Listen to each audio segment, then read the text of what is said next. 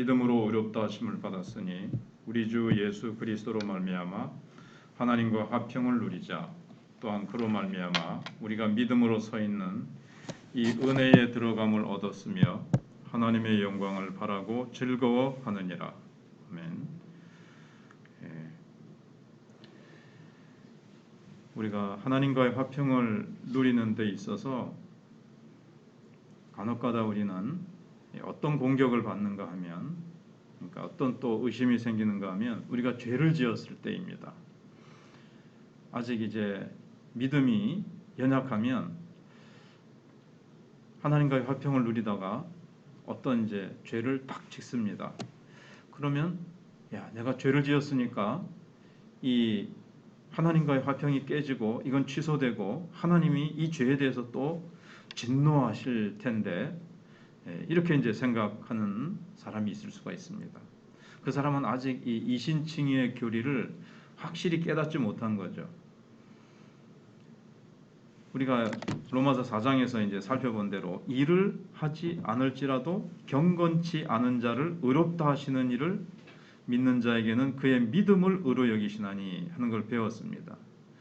우리가 죄에 졌으니까, 패배했으니까 이제 모든 하나님께로부터 받은 이 의, 그리고 하나님과의 화평, 이거 다 상실했다, 이렇게 생각해서는 안 된다는 거죠.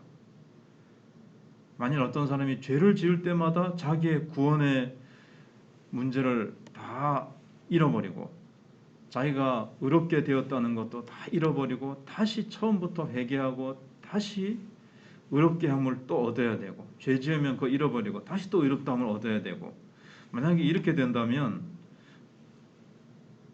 하나님의 이 말씀이 맞지 않죠. 그리고 그 사람은, 그렇게 생각하는 사람이 만약에 있다면 이신칭의를 정말 이해하지 못한 사람이라는 결론을 내릴 수밖에 없습니다. 그래서 사도 바울이 그러므로 라는 말을 쓴 거예요. 앞에서 4장 25절을 받아서 우리가 예수 그리스도의 죽음으로 죄사함 받고 살아나심으로 우리가 이제 그 의롭다함을 받았으니까 우리가 믿음으로 의롭다 하심을 얻었은즉, 이렇게 되어 있습니다.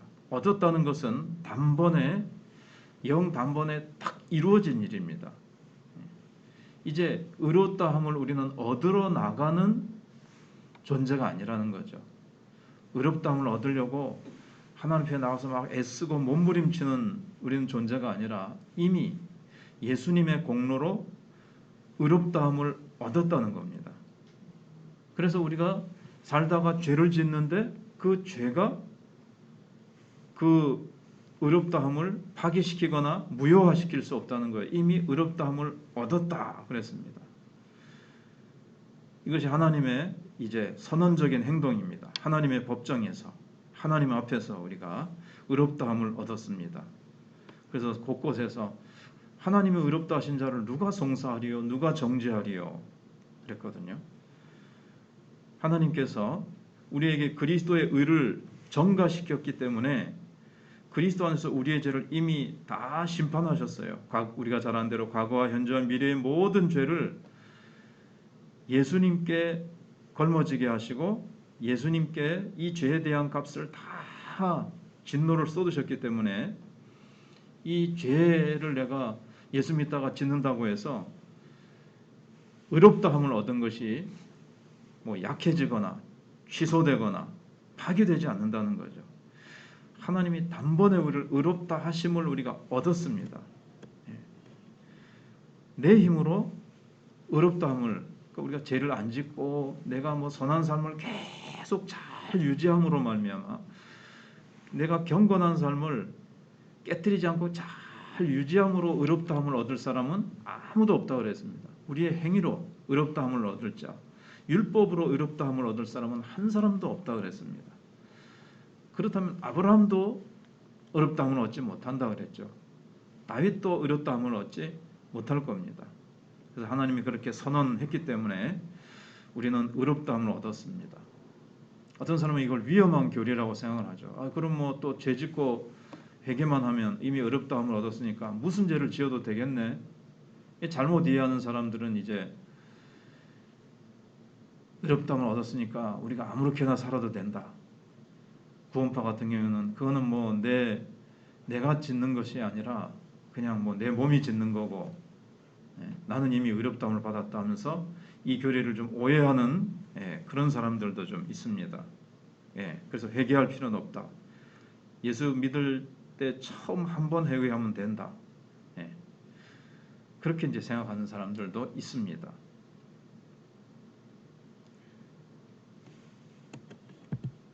그래서 이신칭에 관해서 우리는 이 말씀을 내가 믿음으로 의롭다함을 받았다. 이게 다 계속 들은 말이지만 믿음으로 의롭다함을 받는 것이지 죄를 안 지음으로 그렇게 되는 것은 아니라는 거죠. 근데 이 믿음은 앞에서도 마귀가 공격해 올 때 이렇게 저렇게 싸웠던 것처럼 믿음은 싸움이 있습니다. 그래서 사도 바울이 믿음의 선한 싸움을 내가 다 싸우고 달려갈 길을 다 달렸다는데, 믿음의 선한 싸움. 이것이 이제 우리가 칭의의 문제에 있어서도 싸워서 승리해야 됩니다. 이 확신을 가지고 있는데 뭐 싸울 필요가 있느냐? 그러나 이런 경우를 한번 생각해 보세요. 여기 이제 나침판이 있고 이제 바늘이 북쪽을 늘 가리키고 있는데 굉장히 센 자석을 옆에 갖다 대면 이 이제 바늘이 자석을 향해서 이렇게 움직입니다. 그러니까 우리를 공격하는 어떤 의심의 강력한 마귀가 가져다 주거나 어떤 강력한 공격이 오고 우리를 흔들려고 하는 것이 올 때 우리 바늘이 그 이제 흔들릴 수 있어요. 그렇지만 그거를 떼내면 어떻게 됩니까? 다시 원자리로 딱 돌아오죠. 근데 원자리로 돌아온다는 것은 그러면 왜 그렇게 막 의심의 요소가 오고 공격이 올 때 왜 막 이쪽으로 흔들리느냐 그러지만 우리는 이제 또 약한 부분이 있죠. 그러나 원자리로 돌아온다는 것은 믿음이 있다는 얘기예요. 그래서 우리는 그런 칭의의 문제를 마귀가 와가지고 막 요동치게 하려고 할 때 막 이 화평을 잠깐, 이 화평의 마음이죠. 사실 하나님과 우리의 관계가 흐트러진 건 아니에요. 화평이 없어진 건 아니에요. 근데 그냥 막 내 마음의 안식과 평안함, 주님과 나와의 관계가 화평하게 되었다는 것을 막 이렇게 흔들릴 수 있죠. 이 세상에서 예수 한 번 믿었다고 해가지고 마음의 평안을 절대적으로 천국 갈 때까지 100% 항상 잃지 않고 흔들리지 않고 가는 사람은 없습니다. 모세의 시체를 두고도 천사가 하고 막 이제 싸웠듯이 아주 훌륭한 믿음의 사람도 마지막 순간에 이제 막 평안하게 대부분 하나님 나라의 주님을 찬송하면서 가기도 하지만 마귀가 와가지고 막 요동치게 하는 그런 이야기들도 있습니다. 그래서 믿음은 싸울 수 있고 그러나 기어코 싸워서 이깁니다. 바늘이 다시 북쪽을 탁 가리키는 거죠.